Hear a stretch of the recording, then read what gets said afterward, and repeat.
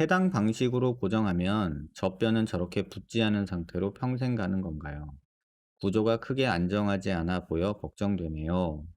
이게 상방 고정하는 거 제가 전에 설명드렸던 거 이런 거를 제가 말씀드리는 거예요. 그러니까 체부에서 골절제, 삭제가 많이 일어나면 안쪽으로 뼈를 붙이기 위해서 가게 되고 그러면 아치 쪽이 조금 불안정해 보일 수밖에 없다.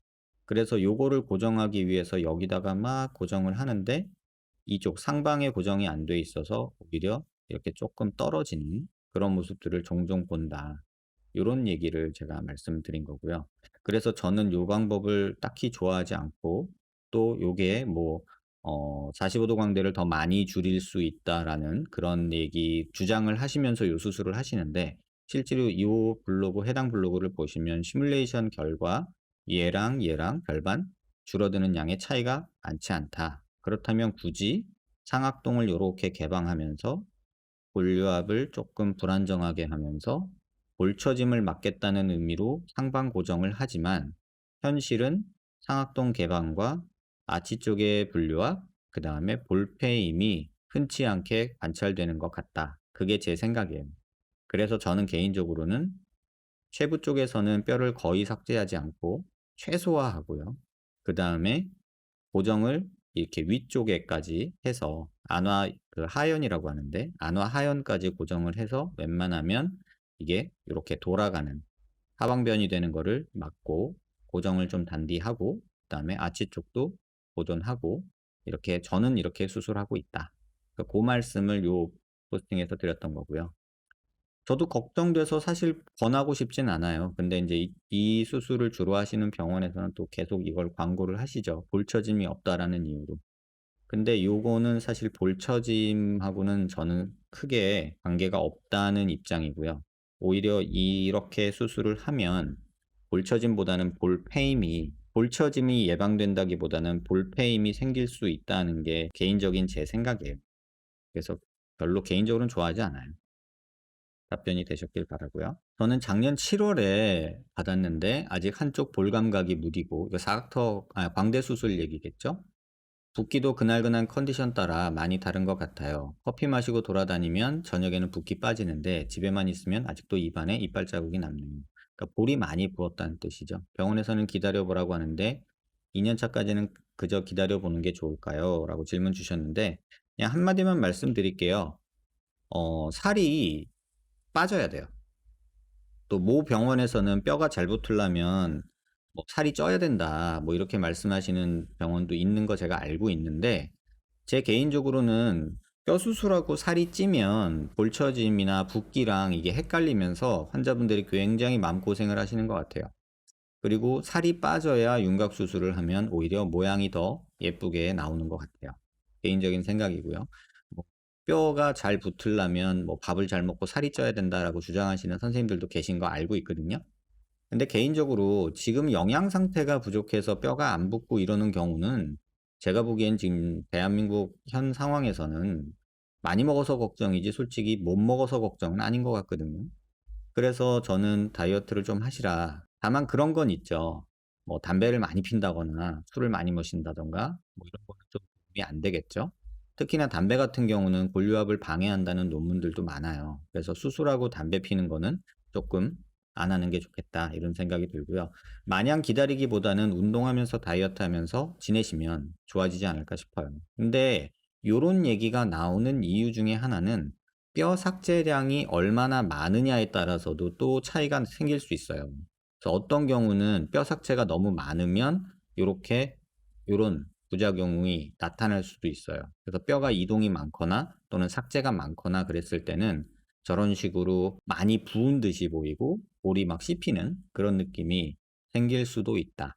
이렇게 이해하시면 될 것 같아요. 선생님, 제가 유튜브에서 피부과 의사 선생님의 윤곽 후기를 봤는데 그분은 약간 함몰된 것 빼곤 만족한다. 함몰된 부분은 필러로 채워 넣을 거예요 하고 가볍게 이야기하던데 재건해야 되는 부분인가요? 글쎄요. 제가 그 피부과 선생님 윤곽을 몰라서 그런데 볼페임이 생겼다고 재건을 하지는 않아요. 볼페임의 원인이 여러 가지가 있기 때문에. 근데 뼈가 너무 과교정돼서 패인 거라면 재건을 생각해 보겠지만 볼페임이라고 무조건 재건을 하지는 않아요. 그래서 그분 상태를 제가 모르는 채로 뭘 해야 되냐, 재건해야 되냐, 아니면 뭘 해야 되냐, 이런 얘기를 제가 하는 거는 조금은 옳지 않은 것 같아요. 그래서 답은 이 정도로만 드릴게요. 안녕하세요. 부산에서 광대를 하고 난 뒤 2년 후에 핀 제거하면서 사각턱수 했어요. 이제 2달이 다 되어 가는데 걱정거리가 생겼어요. 말하거나 누군가의 얘기를 집중해서 들을 때 한쪽 귀에서 심장 뛰는 소리가 또는 쿵쿵거리는 소리가 울려요. 갑자기 평지에서 높은 산에 올라가면 귀가 막히는 듯한 증상도 있고요. 전에 없던 증상이라 겁이 나고 불안해졌어요. 이관 개방 증상이라고 뭐 비슷한 것 같긴 한데 수술 부작용으로 이관이 다치기도 하나요? 본 병원에서는 무조건 잘 됐다, 괜찮다. 볼페임이 보여도 없다고 하셔서 어차피 여쭤봐야 솔직히 말씀 안 해주실 것 같아요. 전 이거 읽으면서 굉장히 개인적으로 좀 의구심이 생겼어요. 일단 광대를 같은 병원에서 한 건지 그 병원인지는 모르겠지만 광대를 하고 그 병원에서 핀 제거하면서 사각턱도 했대요. 근데 이렇게 못 믿을 병원에서 어떻게 이렇게 핀 제거도 하시고 또 광대를 했는 병원에서 사각턱도 또 했을까? 그것도 저는 좀 의아해요. 그런데 부작용이 아니라 제 귀에 이상이 생겨서 이런 증상이 생긴 거라면 더 우울할 것 같아요. 사각턱 수술한 지 2달 되셨는데 사각턱 수술하면서 입을 많이 안 움직이면 이관을 열어주는 근육들이 아직 제정신을 못 차렸을 가능성이 많아요. 그래서 조금 붓기 빠지는 거 보면서 움직이고 씹고 삼키고 하다 보면 뭐 충분히 없어질 내용이고요. 사각턱 수술하면서 이관이 손상을 받지는 않아요. 다만 이관 주변의 근육들이 아직 정신 못 차리고 헬렐레 하고 있을 수 있어요. 근데 그런 경우면 조금 불편하거나 먹먹하거나 이렇게 귀 막고 있으면 심장 뛰는 소리 들려요. 울컥울컥 하는 소리 들리고요. 그러니까 그런 느낌이 드는 게 아닐까. 그냥 일시적인 증상이니 아직 안쪽에 근육들이 부어있고 정신 못 차려서 그런 거니 조금 시간 두고 움직이고 식사하시고 하다 보면 저는 좋아질 거라고 봐요. 그래서 이런 거는 너무 걱정 안 하셔도 되지 않을까 이렇게 생각을 합니다. 안녕하세요. 제가 생각하는 증상과 유사한 면이 있는 것 같아 문의드립니다. 어릴 적 부정교합으로 교정 치료를 오랫동안 했고 그로 인해 턱은 많이 들어갔지만 턱이 들어간 게 아니라 교정 치료였으면 입이 들어갔겠죠. 아래턱이 교정 치료로 들어가지는 않을 텐데 아래턱 발달로 아래턱이 많이 들어갔는데 아래턱이 발달해서 이게 또 앞뒤가 안 맞죠. 볼 아래 인중 윗주위 살이 늘어난 살이 있고 이거는 아래턱 발달로 인한 게 아니고요. 입이 들어가면은 볼살이 더 많이 보이죠. 제가 볼 때는 지금 교정을 해서 입을 넣으니까 아래턱이 더 튀어나와 보이고 입이 들어가니까 볼살이 더 과장돼 보이고 이런 그림인 것 같아요. 해서 이러한 부분을 메꾸려 윤곽주사나 입술 확대술, 코 수술 겸한 인중 축소 등을 했으나 원하는 만큼 이미지가 나오지 않아 고민이 있습니다. 이러한 원인이 하관 발달과 더불어 입 주위 살처짐, 입술 안쪽 말림 등을 보고 있으며 미니 안면거상, 안면거상 등을 고려하고 있습니다. 저는 이런 걸 보면은 여러분한테 좀 답답함이 들어요. 왜냐하면 진단을 본인이 하셨어요. 수술 방법도 지금 본인이 선택 중이시고요. 어쩌다 이 글을 보게 되었고 이러한 분야에 상당한 경험을 가지신 것으로 보여 문의드립니다. 자체적인 개선 목표는 입 주위 처진 살을 축소, 제거, 볼라인 당김 등으로 입술이 주위 살 안에 덮이게 하며 부드러지게 하고 싶습니다. 또한 볼살과 입 주위 살이 매끄럽게 되도록 하는 것도 같이 포함됩니다. 이러한 내용과 관련해 주실 수 있는 가이드가 있을지 시술, 수술 문의드립니다. 지금 환자분이 표현해 놓으신 본인 얼굴의 모습이요. 제가 이해하기가 정말 어려워요. 제가 이해하기 어려운 모습에서 이런 그림들을 얘기를 하고 계세요. 그래서 지금 현재 상태가 제가 이해하기 힘든 부분이어서 환자분의 어떤 모양인지 어떤 지금 모습인지가 제가 판단이 안 돼요. 근데 한 가지 조언을 드리면 부탁인데요. 이런 고민을 혼자서 진단하고 혼자서 수술 계획 세우고 골라줘, 뭐 선택해줘 이런 상담은 저는 하고 싶진 않아요. 왜냐하면 진단이 빠진 그 의료 행위는 저는 도박이라고 생각을 해요. 굉장히 위험해요. 환자분이 의사면은 또 성형외과 의사라면 제가 뭐 요런 대화에 존중을 해 드릴 수 있겠지만 본인이 경험한 것과 본인이 느낀 것과 본인이 판단한 것을 가지고 본인이 인터넷을 보고 알고 있는 수술 방법들을 가지고 고민을 하는 지금 현재의 사태가 저는 굉장히 위험하다고 느껴요. 항상 제가 방송에서도 말씀드리고 유튜브에서 말씀드리잖아요. 여러분 가장 중요한 건 진단이에요. 진단이 빠지는 의료 행위는 굉장히 위험한 모험이고 도박이에요. 이 부분 꼭 명심하셨으면 좋겠어요. 환자분의 수술 전후 사진이나 시술 전후 사진이나 어떤 CT나 뼈 모양이나 현재 모양이나 말할 때 모습이나 이런 것들을 보고서 의사가 판단해도 100% 판단을 못 하는데 환자분이 내 몸은 내가 잘 알아 이런 마음으로 이런 식으로 진단하고 수술 계획 만드는 거는 저는 굉장히 위험할 것 같아요. 시간 내셔서 한번 전문의 선생님과 상의를 해보시던가 아니면 병원에 한번 내원하세요. 그러면 제가 그 부분에 대해서 조금 조언을 드리도록 할게요. 그게 아니면 사실은 조금 많이 위험한 그 생각의 전개신 것 같아요. 제가 당부 부탁드릴게요. 원장님 2년 전에 심부볼 제거로 부작용을 겪고 있습니다. 2년 전에 한 심부볼 제거. 볼을 지탱해 주던 기능성 지방이 없어지니 앞광대살이 밑으로 처지고 볼처짐이 옵니다. 아직 24살 어린 나이인데도요.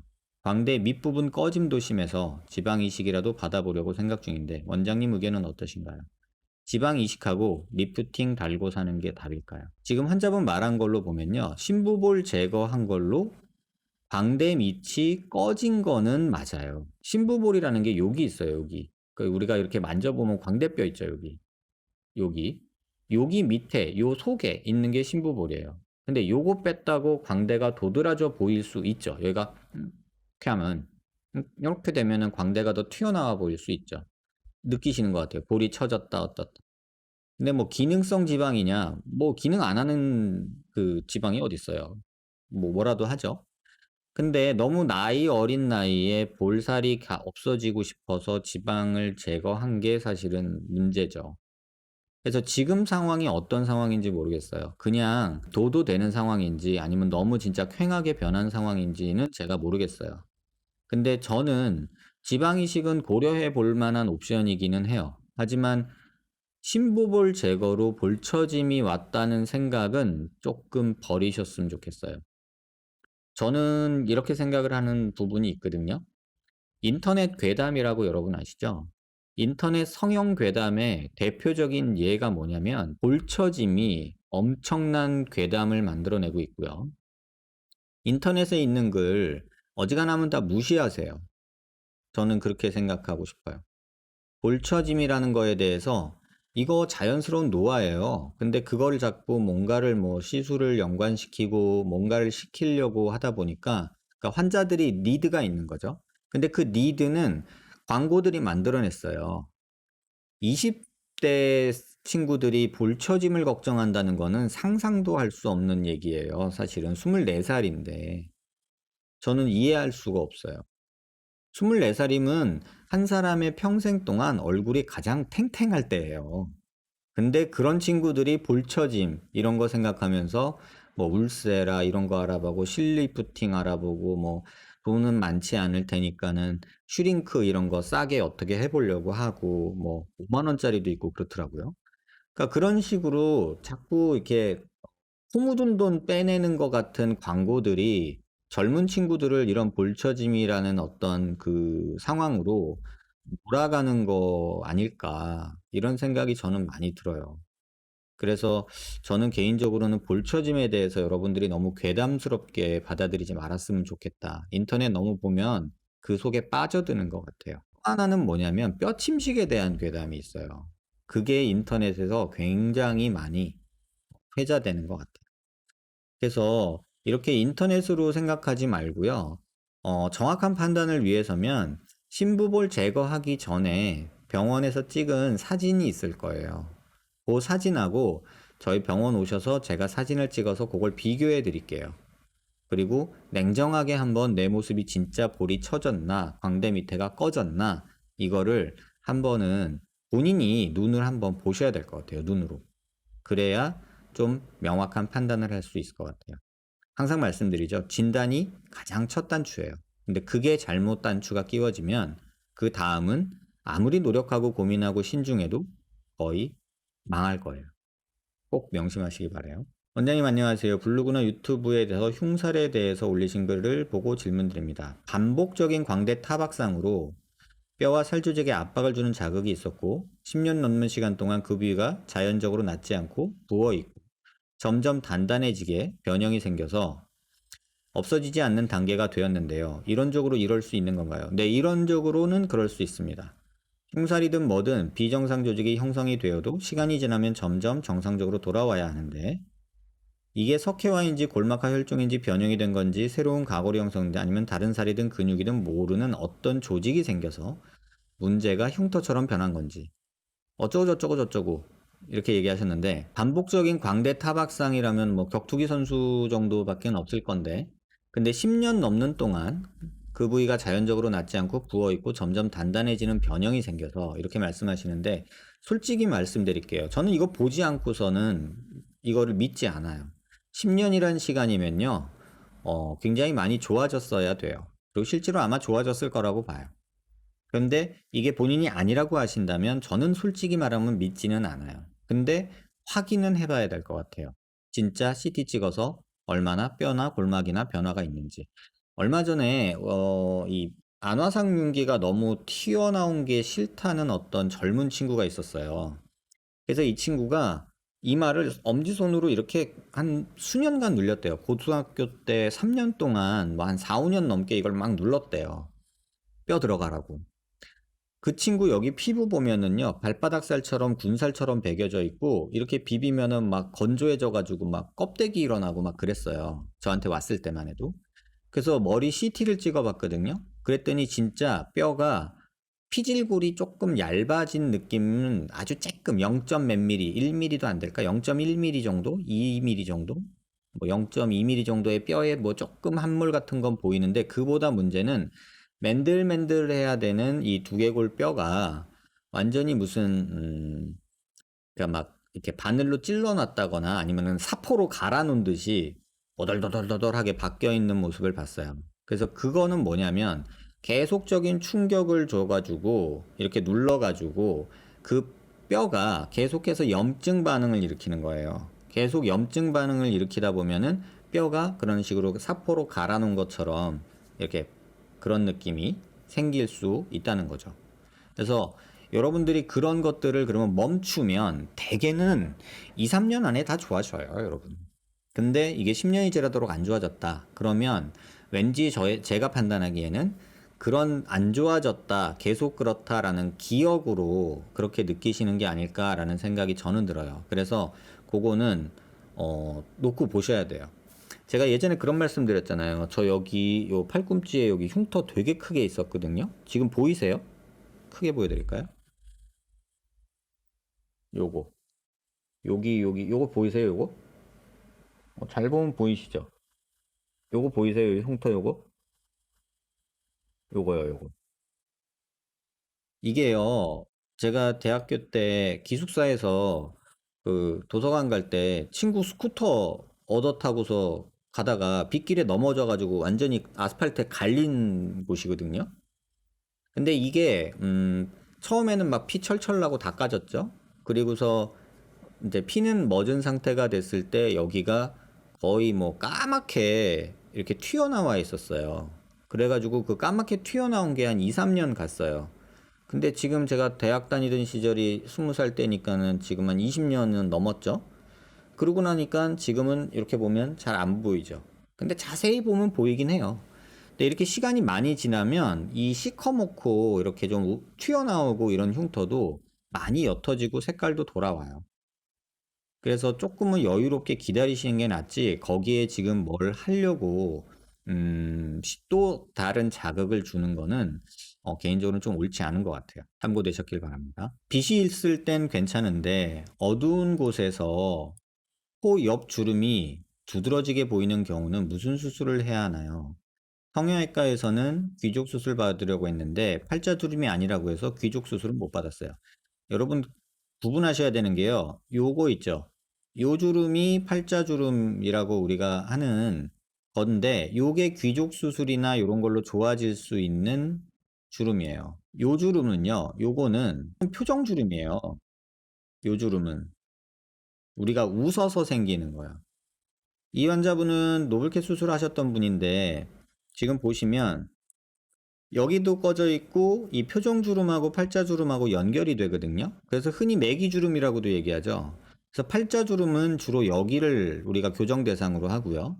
여기는 솔직히 보형물로 뭐 수술하거나 뭐 필러 맞거나 그래도 어색해지기만 하지 좋아지지 않아요. 그래서 요분 같은 경우도 여기에 보형물 넣은 경우인데 한 3개월 지났을 때 보세요. 여기 주름은 되게 많이 좋아졌죠. 코 옆에 주름은 되게 많이 좋아졌죠. 지금 여기는 수술 전하고 이렇게 후랑 보면 많이 좋아졌죠. 하지만 여기는 그대로 있어요. 여기는. 요걸 이해하셔야 돼요. 그래서 지금 환자분이 팔자주름이라고 얘기하시는 게 과연 어떤 건가라는 생각이 들어요. 그래서 요거에 대한 거를 정확하게 이해를 하시고 해야 되지 않을까 이런 생각이 들어요. 원장님 CT 촬영은 꼭 그 한 병원에서만 되는 건가요? 직원분이 그러시네요. 지방에서 일하는 직장인이라 참 어렵네요. 우리가 두상 성형할 때는 누워서 찍는 전체 두상이 나올 수 있는 CT를 찍거든요. 꽤나 비싸요. 그래서 아마 여러분들이 대학병원에서 찍으면 아마 전체 이렇게 다 나오게 찍으면 한 60만 원 정도 낼 거예요.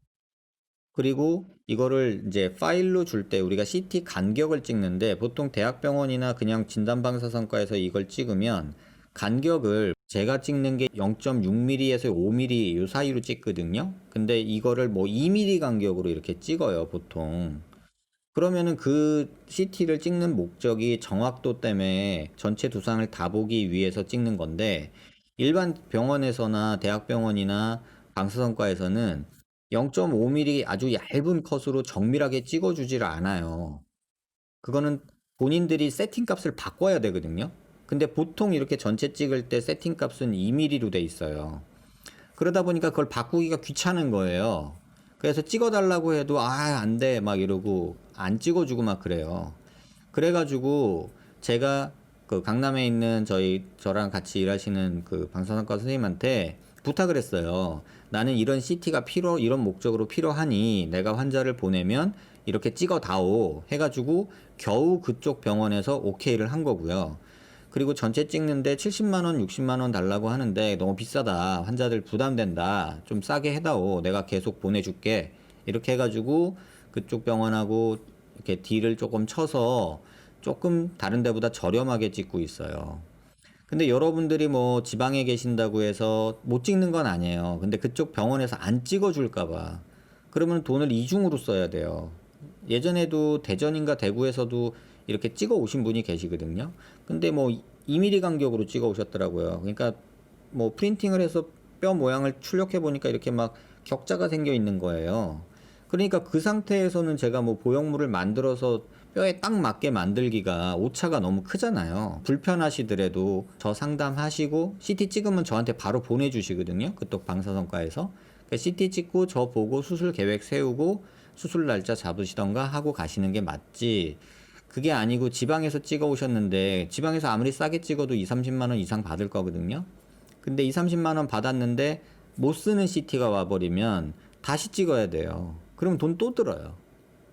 그래서 제 생각에는 불편하시더라도 어떤 방사선과에서 그렇게 찍어줄지를 모르겠어요. 예전에 한번 그래가지고 제가 상세히 적어가지고 이렇게 찍어주십사 얘기해라 그랬는데 부산의 뭐 대학병원에서 그걸 보고서 알았다 하고선 찍어줬는데 또 2mm로 찍었어요. 이게 환자분들이 더 번거로워지더라고요. 그래서 되도록이면 어차피 수술할지 말지도 CT 찍어서 봐야 되니 병원 오시기 전에 방사선과 들려서 찍고 그리고 저한테 오시라. 두상 성형은 그렇게 말씀드리고 있어요. 턱이 길면서 나온 사람은 어떡하나요? 역시 하악이나 양악분인가요? 이거를 언제까지 이 질문을 계속 답을 해야 될지 모르겠지만 또 한번 해볼게요. 턱이 길면서 밑으로 길면서 튀어나왔어요. 그러면 생각해봐요. 무슨 생각을 하겠죠? 길고 앞으로 나왔으니까. 밑으로 길고 앞으로 나왔으니까 길이는 줄이고 후진을 하면 되겠다. 이렇게 생각하는 게 아주 1차원적인 사고예요. 근데 그런 1차원적인 사고를 환자도 하고 의사도 해요. 근데 그러면 어떻게 되죠? 턱이 길이가 짧아지고 후진이 되면 턱 나온 것도 없어지고 길이도 짧아지니까 내가 원하는 게 될 거야. 이렇게 생각을 하죠. 근데 현실은 어떠냐면은 살이 후진하고 짧아지면 이렇게 늘어지면서 정면에서 봤을 때는 얼굴 길이가 이렇게 길게 보이고 이중턱만 생기는 상황으로 변한다. 이렇게 제가 몇 번을 말씀드렸죠. 이걸 라이브 때 몇 번 하는지 몰라요. 그래서 이렇게 갖고 있던 턱이 수술을 하고서 이렇게 늘어지면서 살짝 마녀턱 같은 느낌이 생기면서 턱이 매달린 턱으로 변한다. 그래서 실제로 그렇게 수술하신 분이 있는데 이렇게 보면 여기는 꺼져서 늘어져 보이고 여기는 약간 패인 느낌이 보이죠. 또 요거 갸름하다고 좋다는 분들도 있으니까. 근데 이렇게 되지만 옆에서 보면은 이렇게 턱살이 밑으로 늘어지고 여기서 이중턱이 생기고 실제로 후진하고 나면은 이런 식으로 전체적인 모양이 만들어진다. 그래서 넣고 줄이고 하는 건 하지 말아라. 그랬더니 그럼 양악하면 괜찮지 않냐? 원리를 이해하세요. 양악을 하면 턱 끝이 후진하는 거예요. 턱이 나왔으니까 후진을 할 거 아니에요. 그러면 똑같이 이중턱 생기고 여기 턱 생기겠죠. 그리고 이 상태에서 나온 턱을 후진한다고 생각해 보세요. 그러면 어떻게 되냐? 이렇게 나온 턱이 있다고 한번 생각을 해보자고요. 그래서 자르고 후진하면 안 된다 그랬어요. 그랬더니 그러면은 회전하면 되겠다. 이게 회전하는 게 양악이에요. 이런 식으로. 그럼 회전하면 되겠지? 그러면 어떻게 되겠어요? 이렇게 되겠죠? 그러면은 들어는 가요. 근데 문제는 얘보다 이 초록색이 더 길어지겠죠? 이렇게? 그럼 더 길어져요. 이렇게 회전하니까. 이게 양악 수술이거든요. 그럼 주걱턱은 좋아지는데 턱은 길어져요. 이런 상황이 나와요. 그럼 줄이면 되지 않냐? 줄이면 어떻게 된다고요? 살은 더 늘어져요. 그래서 이 모습이 필연적으로 따라온다는 얘기예요. 그래서 이런 질문들이 왜 나오는지를 생각해 보면은 여러분들이 이렇게 생각하셔서 그래요. 뭐는 뭐 이렇게 1차원적인 사고 그걸 하면 안 돼요. 그거를 했을 때 이런 부작용도 따라와요. 그래서 개인적으로는 모든 수술은 주고받는 거예요. 이걸 얻으면 뭔가를 줘야 돼요. 근데 뭘 줄 거냐? 이 주는 거를 내가 받아들일 만하냐? 이거죠. 많이 얻고 싶어서 많이 주면 그래도 본전 생각나거든요. 잃어버린 게 너무 크면. 그러면 조금 얻고 조금 주자. 이렇게 타협을 하는 게 적절할 수 있고 또는 그럴 바엔 안 주고 안 받겠다. 이게 차라리 나을 수도 있다는 얘기예요. 이게 수술의 기본 원리인데 모든 수술은 뭔가를 주고 뭔가를 받는 거예요. 근데 환자들은 안 주고 나 돈 줬잖아. 나 아팠잖아. 그러니까 난 줄 게 더 이상은 없어. 얻기만 할 거야. 이 마음이 문제가 되는 것 같아요. 수술은 기본적으로 뭔가를 얻으면 뭔가를 줘야 돼요. 근데 그 주는 거에 대해서 흔히 말하면 이게 수술의 부작용이 될 수도 있고 수술의 한계일 수도 있고 이렇지만 이런 게 없는 수술은 없어요. 근데 여러분들은 계속해서 그걸 꿈꾸죠. 그러면 의사들은 그렇게 말하고 싶겠죠. 환자들이 그걸 주기 싫어하니까. 그게 지금 모습이에요. 광대 수술도 봐요. 광대는 줄이고 싶은데 볼처짐이 걱정돼. 그러니까 지금 광대 광고하는 병원들의 대부분의 모습들을 보세요. 볼처짐 없는 광대 수술이라고 광고를 하고 있어요. 근데 볼처짐 없는 광대 수술은 세상에 존재할 수가 없어요. 그러면 광대를 조금 줄이고 최대한 뼈를 삭제하지 않으면서 보존하면 처짐이 그만큼 없을 수는 있어요. 하지만 양껏 줄이고 뼈까지 줄여내면서 왕창 줄이면서 볼처짐도 아예 없고 볼페임도 없어야 된다 이러면서 광고를 하면 딱 여러분이 원하는 그 간지러운 데를 긁어주는 거잖아요. 그러면 그 말만 믿고 수술을 하죠. 하지만 하고 나서는 아 이게 아니었구나 라는 걸 깨닫게 되죠. 그러면 이제 의사에 대한 불만과 막 원망이 시작되는 거예요. 절대로 턱이 길고 전진되어서 주걱턱인 분이 양악수술이나 하악수술을 하는 거는 옳지 않아요. 역시 하악이나 양악분인가요? 이러고 나니까 제가 띵 한 거예요. 그 영상을 보고서도 이렇게 얘기한다는 거는 영상을 이해를 전혀 못했다는 것 같아요. 그래서 지금 이 사진에서도 턱끝 줄이니까 정면에서는 어떻게 보일지 모르겠지만 이게 턱이 길어 보이죠. 밑으로 늘어지죠. 이중턱 생기죠. 그 다음에 또 이건 2018년도에 저한테 왔을 때 턱을 줄이지 않았을 때고요. 이건 2020년도에 저한테 왔을 때 다른 데에서 줄이고 오신 거예요. 근데 수술이 어떻게 됐나 한번 보세요. 줄이지 말라 그랬거든요. 괜히 이중턱만 생기고 턱살 늘어져서 매달린 턱 되고 얼굴 더 길어 보인다. 근데 저 얼굴 작아지고 짧아지고 싶어요. 지금 턱이 너무 긴 것 같아요. 이랬던 환자예요. 하지 말라 그랬어요. 근데 2020년에 저한테 이렇게 왔어요.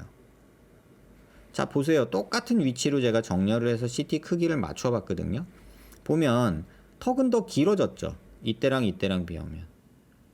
턱이 짧아지고 싶어서 턱을 자르고 전진을 했는데 턱이 더 길어졌어요. 턱이 길이가 줄면 턱살은 밑으로 처져요. 그래서 실제로 결과는 뼈는 줄었지만 얼굴은 길어 보여요.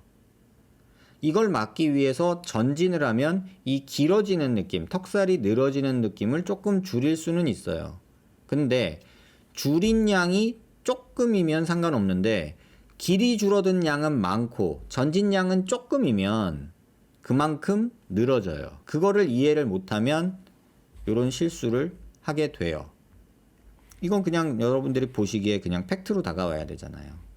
멀쩡하던 턱이 괜히 더 짧아지려는 욕심에 줄였다가 실제로 볼 때는 더 길어져 보이는 상황이 되는 거예요.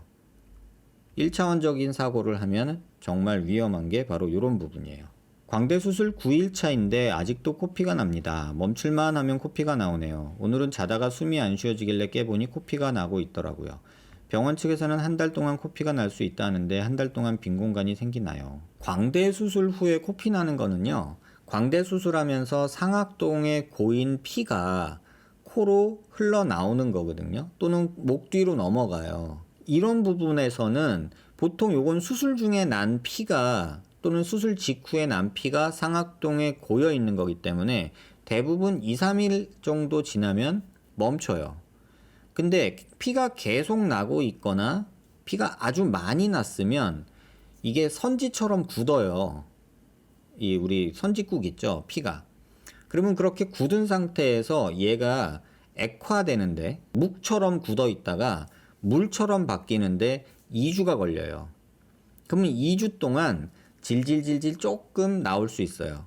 그래서 이때는 확인을 해야 되는 게 나오는 피가 시뻘건 생피냐, 우리 흔히 말하는 생피 있죠, 생피. 빨간 거. 그거냐, 아니면은 꺼무죽죽한 색이냐, 아니면 와인색의 묽은 끈적임이 없는 물 같은 와인 같은 색깔의 물 같은 갈색, 요걸 구분을 해야 돼요. 자, 처음 피가 지금도 나고 있다 그러면 생피예요. 빨갛게 나와야 돼요. 그 다음에 거무튀튀하게 나와요. 이거는 고여있던 피예요. 그 다음에 한 열흘 2주 지났는데 피가 색깔은 거무죽죽한데 약간 불그스레 하면서 끈적임이 없이 물같이 있다. 그러면은 이거는 굳은 피가 나중에 액화된 거예요. 그럼 이거는 더 이상 피는 안 난다는 얘기예요. 이게 상악동 광대 수술하고 나서 나오는 피의 내용이에요. 그런데 지금 얘기를 들어보면 코피라고 하셨거든요. 근데 보통 이렇게 상악동의 고인 피는 이 일로 밖으로 나오지 않아요. 보통 뒤로 넘어가요. 왜냐면 상악동하고 코랑 연결되어 있는 구멍이 상당히 위에 있기 때문에 이렇게 흘러내리지는 잘 않아요. 누워있을 때 목 뒤에 고였다가 확 해봤더니 이게 나오는 경우가 가끔 있을 뿐이지 코 밑으로 이렇게 새는 거는 하루 이틀 정도. 아침에 세수하려고 이렇게 숙였는데 휙 이렇게 나오는 경우 있어요. 그건 놀라실 필요 없어요. 근데 잘라고 누워가지고 있다가 목에 뭐가 침이 넘어가는 것 같아가지고 이렇게 해봤더니 해봤더니 뭐 뻘건 게 나왔다. 이건 고여있는 피가 나온 거예요. 그러니까 이거를 이해를 하셔야 돼요. 근데 만약에 9일 차인데도 빨간 생피가 나온다. 그러면 코 점막이 상했다는 얘기예요. 코 안쪽에서 나는 피예요. 이때는 한번 코 안쪽을 내시경 넣어가지고 어디서 피가 나는지 한번 확인을 해보셔야 돼요. 왜냐하면 모 병원에서는 광대 수술할 때 전신 마취를 할 때 기관지 삽관을 입으로 안 하고 코로 하는 경우가 있거든요. 그럴 때 코 안으로 기관지 삽관이 됐을 때 그 관이 코 점막을 다치게 하는 경우가 있고요. 또는 수면 마취로 했다고 하면 수술하면서 환자가 숨을 잘 쉬라고 코 안에다가 이렇게 긴, 이렇게 한 지름 한 1cm 조금 안 되는 그런 내잘 에어웨이라고 해서 이렇게 숨쉬길이 막히지 않게 넣어주는 튜브가 있어요. 말랑말랑한 거. 그것 때문에 피가 날 수도 있어요. 근데 그렇게 해서 점막이 손상됐을 수도 있어요. 그러니까는 그런 여러 가능성을 두고 지금 나오는 피가 색깔이 어떤지, 그 상태가 어떤지, 뭐 이런 것들을 확인한 다음에 그거에 맞는 진단을 하고 처치를 해야 돼요. 이런 상황에서 뭐 뼈가 또 분리되는 건 아니냐, 뭐 피부가 뭐 분리되는 건 아니냐, 이런 걱정은 솔직히 안 하셔도 될 것 같아요. 이런 거는 CT로 확인하는 거고요. 지금 나오는 피 얘기는 그런 식으로 생각하시면 될 것 같아요. 이 영상 지금 말씀드린 거 천천히 한번 살펴보시고요. 내가 지금 코피 나오는 피가 색깔이 어떤지, 끈적이는지, 아니면은 우리 가래처럼 끈적한 게 뭉쳐 있는지, 아니면 묽은 그런 느낌인지, 이런 거 확인하셔야 돼요. 근데 9일차에 생피면 코 점막이에요. 이해되셨길 바랍니다. 선생님 정말 심각합니다. 고2 학생입니다. 고3 겨울방학에 수술할 생각인데 중안면부 꺼짐도 심하고 부정교합은 아니지만 턱이 길고 나왔고 광대도 튀어나왔습니다. 앞모습도 보기 안 좋지만 옆모습은 정말 최악입니다. 어떤 수술을 해야 할까요? 꼭 답변 드립니다. 정말 사는 게 사는 것 같지 않고 수술만 기다리면서 살고 있습니다. 글쎄요. 고2인데 외모가 너무 스트레스라서 걱정이란 뜻인 것 같은데요. 근데 말씀만 들어보면 광대 나왔으니까 광대 넣자. 뭐 중안면부 꺼졌으니까 중안면부 좀 앞으로 나오자. 코 수술을 하든가 뭘 하자. 뭐 턱이 나왔으면 턱을 좀 자르는 것도 고려해 보자. 이런 말밖에 저도 못 드려요. 왜냐면 지금 환자분 얼굴을 제가 모르잖아요. 어떻게 생겼는지, 어떤 모습인지, 코가 낮은지 높은지, 얼굴이 옆으로는 넓은지 좁은지, 두상은 어떤지, 광대는 어디가 나왔는지, 45도가 나온 건지, 아니면 살이 쪄서 말라서 광대가 나와 보이는 건지, 턱이 크다는 게 밑으로 크다는 건지, 앞으로 큰다는 건지, 대각선으로 큰 건지, 사각턱이 큰지, 뭐 이런 것도 모른 채로 무슨 수술하면 돼요? 이렇게 물어보는 거, 결국은 또 진단이 빠진 거죠. 그래서 여러분 이런 부분은 한번 생각해 보시기 바래요. 꼭 병원에서 이런 거는 CT 찍어보고 진단 받으셔야 돼요. 전에 신경에 관해 댓글 남겼었는데 비슷한 부분에서 궁금증이 생겨 댓글 남깁니다. 핀 제거하면서 과절제한 것 같고 얼얼한 느낌도 있고 근데 이런 부분이 근육에 의해서 근육에 눌려서 생길 수도 있는지 궁금합니다. 그런 일은 생기지 않습니다. 여러분. 수술하면서 신경이 당겨지고 이랬을 때 신경 손상이 있거나 또는 뼈가 잘리면서 뭐 이런 손상이 있거나 그럴 수 있지만 뭐 근육에 눌리는 게 아니죠. 근육에 패딩이 돼서 오히려 보호가 되는 경우가 많고요. 그 다음에 두 번째 재건 수술하면 2차적인 손상, 신경적인 부분에서는 수술하다 신경 더 다치게 되니까 물론 맞아요. 저는 턱끝 재건 수술할 때 환자분한테 항상 말씀드리는 게 있어요. 입술 신경은 지금하고 비슷하거나 더 나빠질 수 있습니다. 라고 항상 말씀드려요. 왜 그러냐면 째고 꼬매는 것만으로도 입술 감각이 변해요. 신경이 꼭 다치고 어쩌고를 떠나서. 근데 신경이 땡기고 뭐 어쩌고저쩌고 하다 보면 신경이 땡겨지고 놀랄 거 아니에요? 그러면 신경 손상은 분명히 생겨요. 그래서 더 좋아지지는 않아요. 다만 이 뼈에 신경이 노출돼서 이렇게 툭툭 치면 전기 오고 이렇게 턱을 못 꿰는 분들 계시거든요. 그런 경우 신경을 이렇게 보형물로 감싸주면 이렇게 턱을 꿰도 신경의 압력이 안 가해져서 환자분들이 쳐도 이렇게 턱을 꿰도 아무렇지도 않고 되게 좋아하시는 그런 경우는 있어요. 근데 그거는 신경이 멀쩡한데 외부에 노출돼서 생기는 증상이기 때문에 손상하고는 조금 다른 얘기예요. 그래서 이거랑은 좀 다른 거니까 이해하셨길 바랍니다. 이반절개 광대 축소술 8개월 차인데 옆 턱선도 희미하면서 안 보일 수 있나요? 그럴 수는 없어요. 광대 수술했는데 여기 턱선이 변하지는 않아요. 턱이 워낙 작으셨거나 그런데 광대 수술하고 잘 못 씹어서 근육이 줄었거나 뭐 여러 가지 생각해 볼 수는 있겠지만 중요한 건 광대 수술로 인해서 직접적인 원인으로 옆턱선이 변하지는 않아요. 볼살은 1년까지 봐야 한다고 해주셨는데 광대를 했는데 수술 전에는 얼굴 살도 없고 말라서 날렵했었던데 수술 후엔 턱선이 희미합니다. 이 턱선하고 연관이 없을까요? 거의 없을 것 같아요. 물론 제가 봐야 알겠지만 아마도 턱이 작지 않을까. 작았고 무턱 비스무리하게 있었는데 광대 수술을 하니까 입을 잘 못 벌리고 안 씹고 뭐 이런 거 하면서 턱 근육까지 줄어버리니까 볼살이 조금 더 늘어지면서 턱이 더 안 보이는 게 아닐까. 이건 제 생각입니다. 환자분 얼굴을 모른 채로 제가 이런 거는 상담드리는 게 상당히 어려워요. 양해 부탁드리고 참고해 주세요. 안녕하세요, 선생님. 질문이 있어 글 남깁니다. 재수술이고 핀 제거한 상태면 다시 광대 절골선을 잡을 수 있나요? 절골선 새로 만들 수는 있어요. 근데 일반적으로 저는 새로 만드는 걸 좋아하진 않아요. 녹는 핀 튼튼한 걸로 업그레이드 된다 들었는데 상용화 되었나요? 아직 인허가 중이에요. 요새 그 보건복지부나 식약처가 코로나 때문에 정신이 없어가지고요. 모든 게 지금 늦어지고 있어요. 나이 들어서 30 중후반이나 40대 초 재수술하면 한 살이라도 어릴 때 하는 것보다 더 처짐이 심할까요? 가능한 한 어렸을 때 하는 게 더 좋다고 저는 생각을 해요. 광대 수술은 더 이상 혁신이 불가능한 영역인가요? 아니요. 광대 수술은 앞으로도 계속 발전할 거라고 저는 봐요. 두상이 옆으로 넓은데 그건 두상 수술이죠. 광대 수술이 아니죠. 나이 드니 관자놀이랑 광대 밑이 살짝 들어가더라고요. 그래서 광대 수술에 대한 희망을 다시 가지는데 미련을 못 버리겠습니다. 뭐 환자분 어떤 상태인지는 모르겠지만 뭐 안 되는 건 없어요. 아까 말씀드렸잖아요. 주고 받는 거라고. 내가 이걸 갖고 싶어. 그럼 뭔가를 줘야 돼요. 근데 주기 싫고 얻기만 싶어. 그러면은 그런 건 없다고 보시면 돼요. 수술 전에는 주는 거 생각도 안 했다가 수술하고 나니까 잃어버린 거, 준 거에 대해서 아쉬운 거예요. 그 마음이 반감으로 생기고 배신감, 분노 이런 걸로 이제 만들어져서 카페나 온라인상의 후기들이 이제 달궈지는 거죠. 수술 전에 의사가 설명을 했어도 환자들은 그때 귀 기울여 듣지 않고 본인 듣고 싶은 것만 듣는 경우도 되게 많아요. 그래서 그런 분들이 오히려 온라인상을 더 이렇게 글을 남기다 보니 세상이 점점 더 이런 분들이 많아진 듯 보이는 그런 착시 현상이 나타나는 것 같아요. 리프팅도 안면과상 외에는 효과적이고 새로운 수술법은 없는 건가요? 뭐 계속 뭔가가 나오곤 있어요. 근데 근원적으로는 남는 살을 잘라내지 않고서는 답이 없지 않을까라는 게 개인적인 생각이에요. 질문이 길어서 죄송하지만 답해 주시면 감사드리겠습니다. 제가 환자분 얼굴 모르는 상태, 뼈 상태 모르는 상태에서 이러고저러고 말씀드리는 게 조금 어렵지만 그래도 그냥 질문 주신 거에 답을 드리면 요 정도 답 드릴 수 있을 것 같아요. 선생님, 제 질문 꼭 라이브로 답해 주세요. 광대 수술 후 볼페임이 와서 볼페임 교정을 알아보고 있었습니다.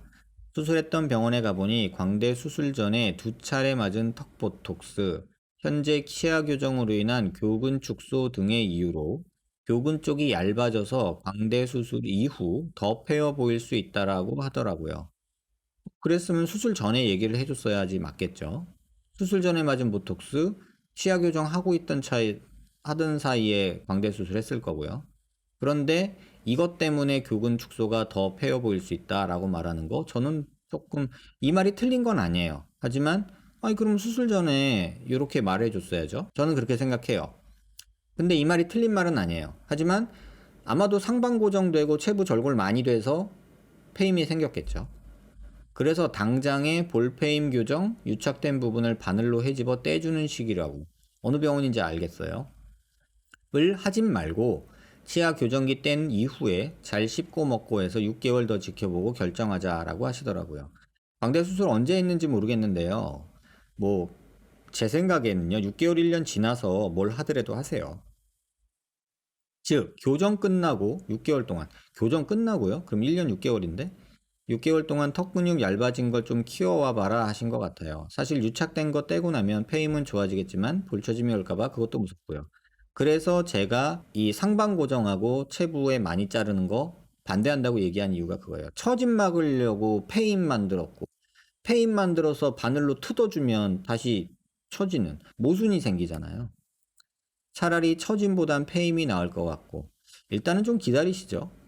어떤 원장님은 유착된 걸 바늘 넣어서 떼주고 지방을 살짝 깔아준다고 하는데 질문 보니까 어떤 여자분이 방방 뜬다 이런 분도 있다. 맞아요. 그래서 이런 일을 만들지 말아야 되죠. 다 떠나서 교정기 떼고 열심히 씹고 해서 턱 근육 좀 올라오게 하면 볼페임이 어느 정도 완화될까요?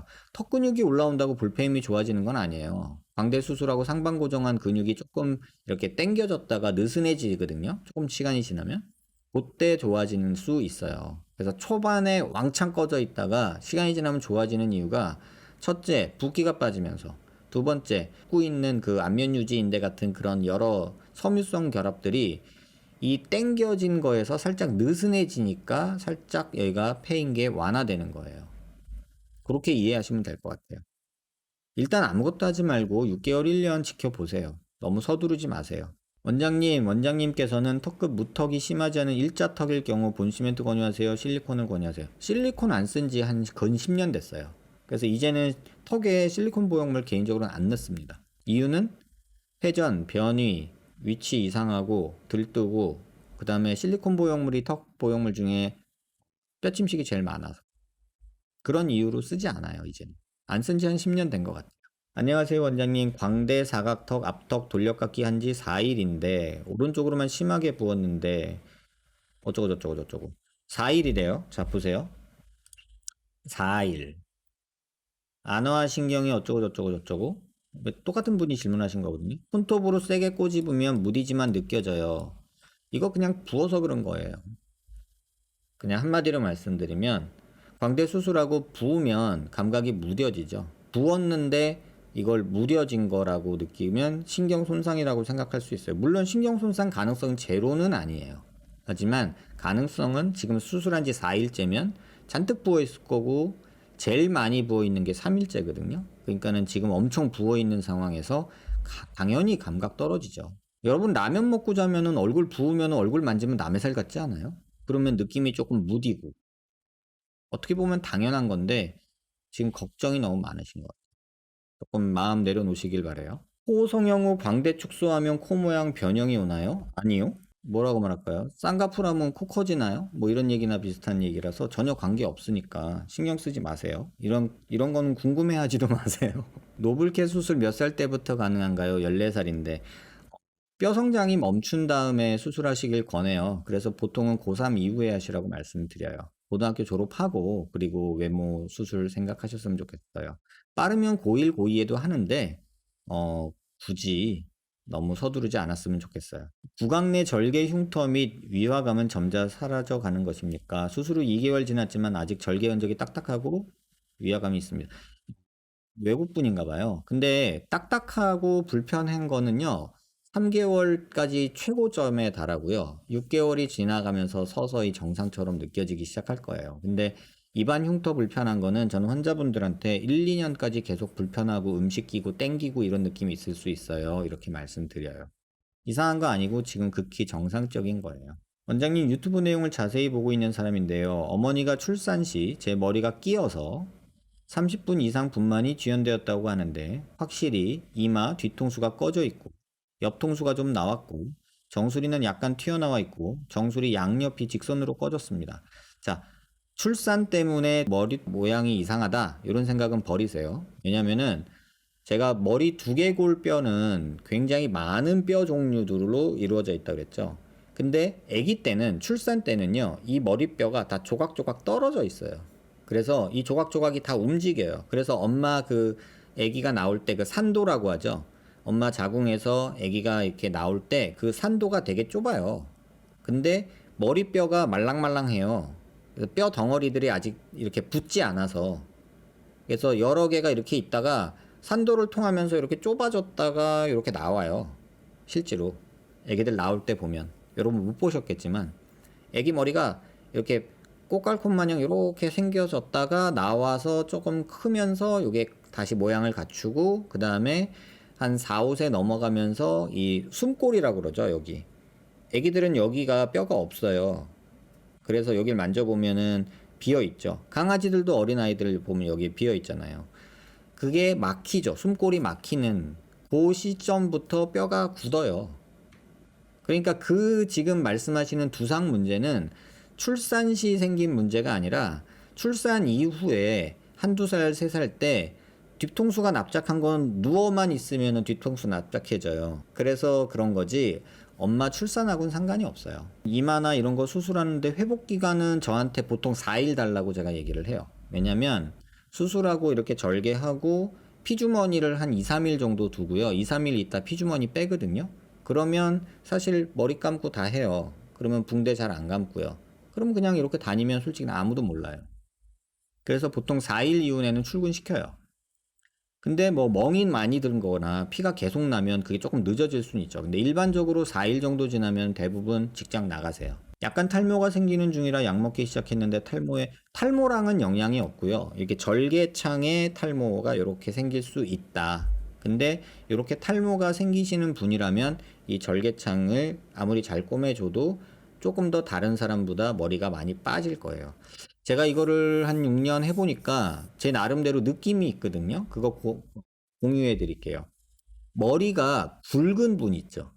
머리 한 가닥 한 가닥이 굵은 분. 그 다음에 숱이 많은 분.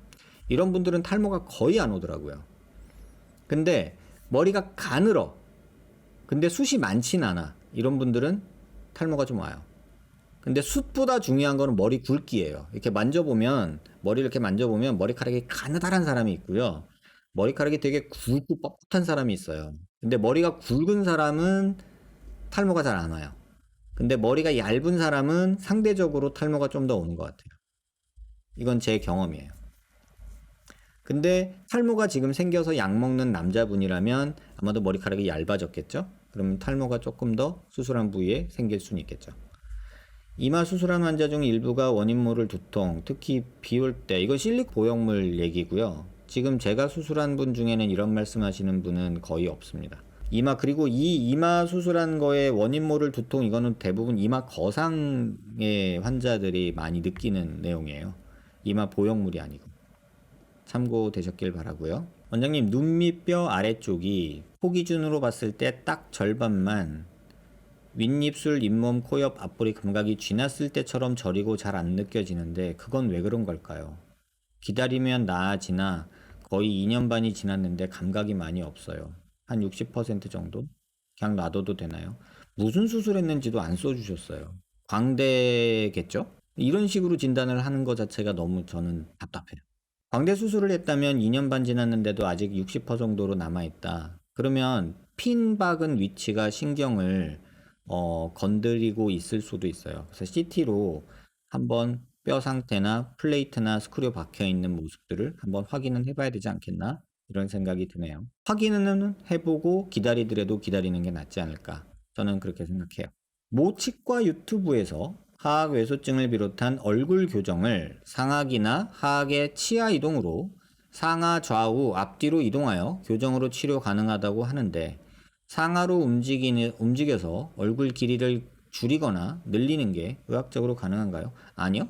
아니 이빨을 움직이는데 뼈 길이가 왜 길어져요? 근데 이거는 교정 선생님들이 요새 살짝 무리수를 듣기 시작하시더라고요. 수술 없는 교정으로 돌출입을 한다. 말 돼요. 근데 그런 환자는 굉장히 제한적이에요. 모든 돌출입을 다 그렇게 할 수 있는 건 아니에요. 이빨이 이렇게 있는 분이 있으면 이렇게 넣어가지고 입을 넣어주겠다는 건데 이러면 또 옹리라고 해가지고 되게 웃을 때 웃겨요. 그래서 약간 이게 정상이거든요. 근데 이렇게 있는 분들이 있어요. 뽀로로처럼. 그러면 이건 교정으로 넣으면 좋아져요. 근데 요 정도 정상 범위인데 입을 넣겠다고 이걸 이렇게 해놓으면 옹리라고 해가지고 웃을 때 보면 이빨이 안쪽으로 말린 것처럼 보여서 되게 어색해요. 그래서 그런 환자를 잘 선택해서 하면 되겠지만, 근데 치아를 뭐 어떻게 해가지고 이게 길어지겠어요. 그거는 현실적으로 좀 아닌 것 같아요. 뭐 상하 좌우 어쩌고 요새 조금 교정하시는 선생님들이 무리수를 두는 게 아닐까라고 저는 생각을 해요. 그래서 이건 그냥 그런 케이스 보여달라고 하세요. CT 말고 그냥 뭐 이런 사진 보여달라고 하세요. 그러면은 진짜 길어졌는지 아닌지 알 수 있잖아요. 근데 뭐 입에다가 뭐 물고 있는 거 하면 안 되겠죠. 수술적 치료를 하는 구강암각외과나 유튜브나 양악이나 윤곽수술 같은 수술적 치료를 하는 유튜브에서는 특히 하악 외소증에 있는 경우 교정 치료만으로는 개선이 거의 불가능해. 거의가 아니라 절대 불가능해요. 이거는 제가 절대란 말 싫어하는 거 아시죠, 여러분? 하악 외소증은 턱이 작은 건데 어떻게 교정으로 턱이 커져요? 이게 말도 안 되는 얘기죠. 수술적 치료가 필요한다는 입장도 있어서 어느 쪽이 더 맞는지 주장인지 일반인이 혼란스럽네요. 그러니까 병에 대한 이해가 없이 여러 사람의 주장만 듣는 거예요. 그러니까 미국을 내가 가본 적도 없어. 공부도 안 해봤어. 그랬는데 A라는 사람이 야, 내가 영화에서 봤는데 미국에선 말 타고 카우보이들이 총질하고 다녀. 틀린 얘기 아니죠? 옛날엔 그랬죠. 그랬더니 또 어떤 옆에 있던 친구가 야 내가 미드 봤는데 거기는 막 흑인들이 막 슬럼 이런 데서 막 맨날 마약하고 그런데 마약 막 하고 위험한 동네야. 그리고 막 백인들 막 납치하고 그런데 위험한 동네야. 틀린 얘기 아니죠? 맞나요? 맞지도 않아요. 그죠? 또 어떤 사람은 야 내가 드라마에서 봤는데 그 뉴욕 가서 사니까 사람들이 돈도 많고 되게 좋더라. 거기는 되게 좋은 나라인 것 같아. 맞나요? 아니잖아요. 그러니까 미국이라는 나라에 대해서 본인이 모르고 공부를 안 한 상태에서 갔다 온 사람, 뭐 드라마에서 본 사람, 이 사람 저 사람 말 들어봤자 미국이라는 게 머리에서 그려지시나요? 아니죠. 그냥 미국에서 살다 온 사람 얘기를 들어보는 게 사실은 제일 정확하죠.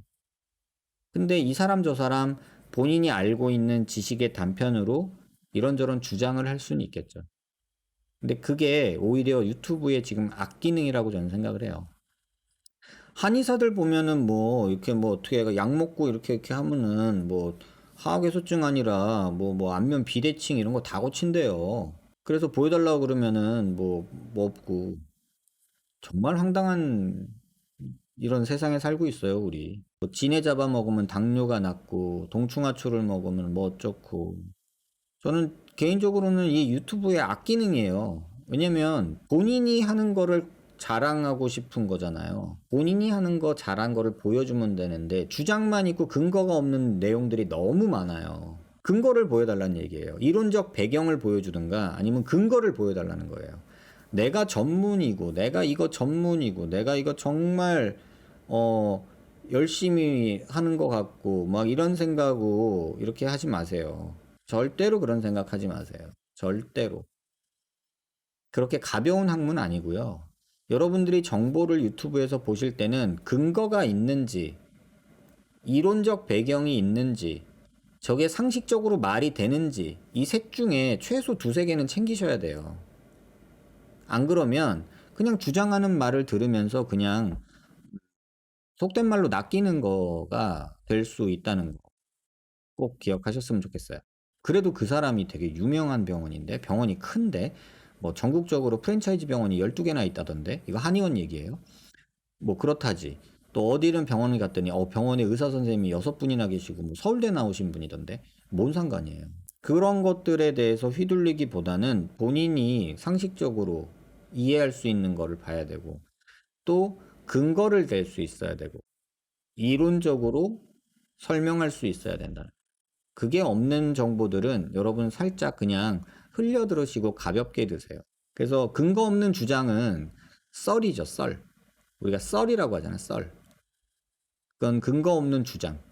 근데 내가 유명하니까, 내가 큰 병원 원장이니까, 내가 잘하니까, 이런 말로 근거 없이 썰을 푸는 것들이 유튜브에 너무 많은 거예요. 그래서 여러분들이 정보가 너무 넘쳐나는 거에서 오히려 혼란만 겪게 되는 경우가 많은 것 같은데, 이걸 피하시려면, 제가 단도직입적으로 말씀드릴게요. 근거를 제시하지 않는 거는 흘리세요. 절대 뭐 이렇게 뭐 내 말만 들어라 뭐 이런 거 그런 거 피하세요. 의학은 기본적으로 확률 학문이에요. 학문 그러니까 확률로 기반이 된 학문이에요. 그래서 100% 맞는 건 없어요. 어떤 주장이 있을 수 있지만 이해하셨길 바라고요. 선생님 혹시 궁금한 게 심부볼 수술 뒤 햄버거처럼 입을 크게 벌려 섭취하거나 음식이나 라면처럼 매운 음식은 보통 얼마나 시간이 지난 다음에 먹어도 되나요? 전 그냥 그날부터 먹으라 그래요. 본인이 뻐근해서 못 먹을 거예요, 아마. 먹을 수 있으면 먹어라. 저는 이렇게 얘기를 해요. 본인이 뻐근해서 못 먹을 거예요. 근데 안 뻐근하면 먹어도 돼요. 뭐 이거로 상관없어요. 수술한 의사 입장에서는 전혀 상관이 없어요. 뭐 입안에 뭐 음식 끼면 어떻게 해요? 잘 씻으세요. 물 먹으면 돼. 저는 수술하고 나서 환자들 먹으라 그래요. 못 먹을 이유 전혀 없어요. 근데 본인이 불편하면 굳이 아픈 거 참아가면서 억지로 먹진 말아라라고 얘기는 해요. 걱정하지 마세요. 그냥 드세요. 원장님, 비순각 성형을 위해서 코 근육 끊기요. 타 병원에서는 코 근육을 끊을 경우 인중이 길어져서 비순각 수술 시 끊지 않고 수술해야 한다라고 하더라고요. 코 근육을 끊지 않고 비순각 성형이 가능한가요? 이게 뭐냐면요. 코 근육이라는 게 이 디프레서 septinage라는 근육이거든요. 근데 이게 어떻게 돼 있냐면 요 그림 잘 보세요. 이 그림이 제일 잘 그려놨어요. 요거 좀 보실래요? 여기. 이게 코 연골 밑에 이렇게 붙어서 코의 안테리어 나잘 스파인이라는 뼈에 붙어 있는 근육이에요. 근데 보통 코 수술하는 분들이 비순각 수술을 한다고 어떻게 하냐면 코 수술하면서 여기 열잖아요. 그럼 요 사이를 벌려가지고 여기다가 요새는 뭐 진피도 넣어주시고 또 뭐 이렇게 연골도 넣어주시고 뭐 또 실리콘도 여기로 이렇게 넣는 분이 계세요. 근데 그렇게 해가지고는 솔직히 이게 효과가 안 나와요. 그렇게 해도 뭐 일부 좋아져요. 근데 완전한 효과를 보긴 힘들어요. 왜냐면 이 근육 역할이 이 코 연골과 뼈를 붙잡아 당기는 역할이에요. 근데 그거를 끊어주지 않으면 여기 비순각이 앞으로 나올 수가 없어요. 지금 그걸 유지한 채로 뭔가를 쑤셔 넣어서 나오게 하는 거는 한계가 있어요. 그리고 그거는 얘를 끊어줬을 때 더 효과적이지 얘를 뭐 유지한다고 해서 얻을 게 별로 없어요. 뭐 이거를 굳이 살려야 되는 이유도 없고요. 디프레서 septinage라는 거는 코끝을 내리는 근육이에요. 그래서 이 코끝을 내리는 근육이기 때문에 그거는 크게 의미가 없다. 여기에서 보이는 요 근육이고요. 디프레서 septinage라고 이렇게 돼 있죠. 요 근육이고요. 또 요 그림에서 보면은 코뼈 안테리어 나잘 스파인에서 이렇게 로라테랄 카틸리지라고 하는 비익 연골 밑에 바닥 풋플레이트에 붙는 이런 근육이에요. 그래서 얘가 수축을 하면 코끝이 이렇게 내려와요. 그런 근육이어서 뭐 할 수야 있지만 개인적으로는 잘라주는 게 더 맞다라고 생각하고 있어요. 뭐 어느 게 더 좋냐 맞냐 이런 거는 신경 쓰지 마세요. 어차피 효과 보려고 하는 수술인데 끊어주는 것만으로도 코끝이 약간 올라가요. 그러면 비순각이 조금 좋아지겠죠. 그래서 비순각이라는 게 이거잖아요. 각도. 요 각도잖아요. 이걸 좋아지게 하려면 얘가 일로 가면 되잖아요. 그러면 코가 들리면 되잖아요. 그러면은 비순각이 좋아지죠. 코를 들리게 하려면 내리는 근육을 잘라주면 반대로 올라간단 말이에요. 그 다음에 여기가 꺼져 있으면 여기다 뭘 넣어주면 되고. 원칙적으로 생각해보면, 해부학적으로 생각해보면 이런 선택을 할 수밖에 없어요.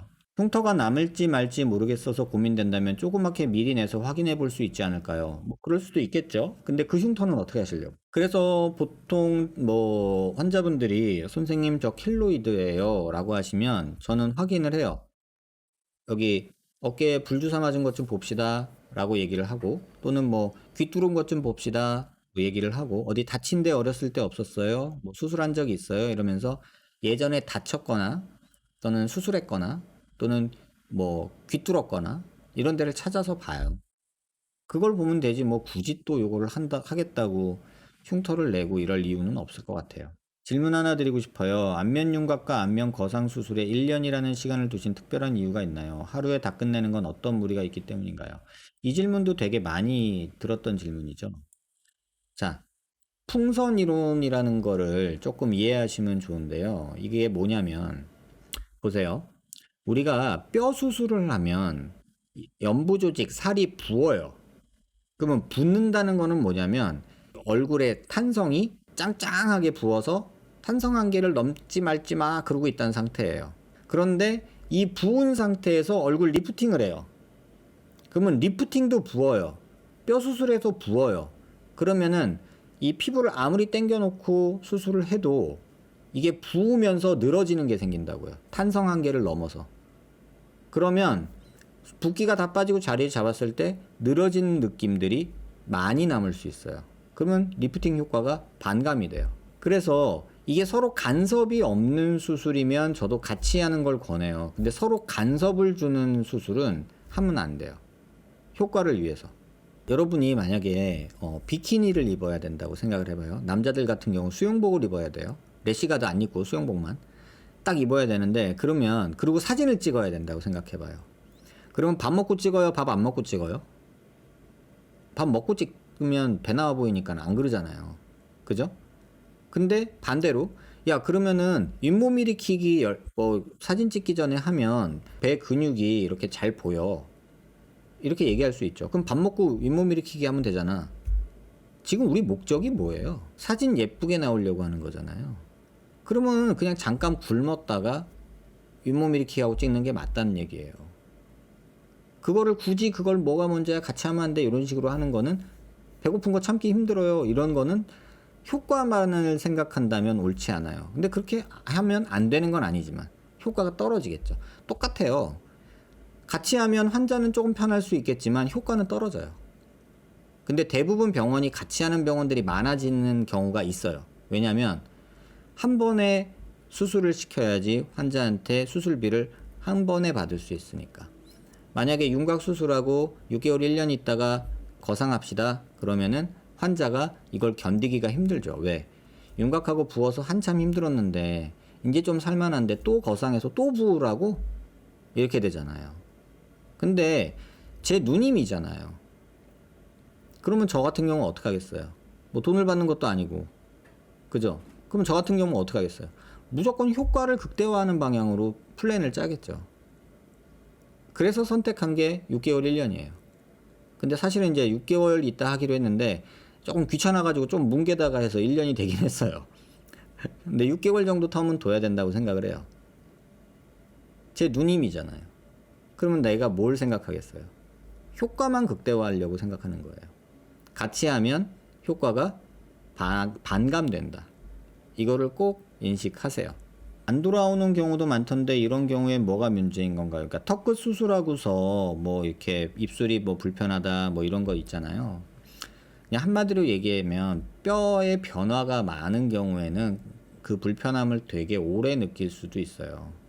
그 뼈를 많이 뭐 잘라냈다던가 또는 뭐 티졸골이나 이런 거 한다면서 넓은 턱을 많이 모았다던가 뭐 이런 식으로 뼈 이 주변의 구조가 많이 바뀌면 그 근육들이 변화된 구조에 적응을 해야 되잖아요. 그러다 보니까 그 시간이 되게 오래 걸리고 또는 예전 같지 않게 계속 남을 수 있어요.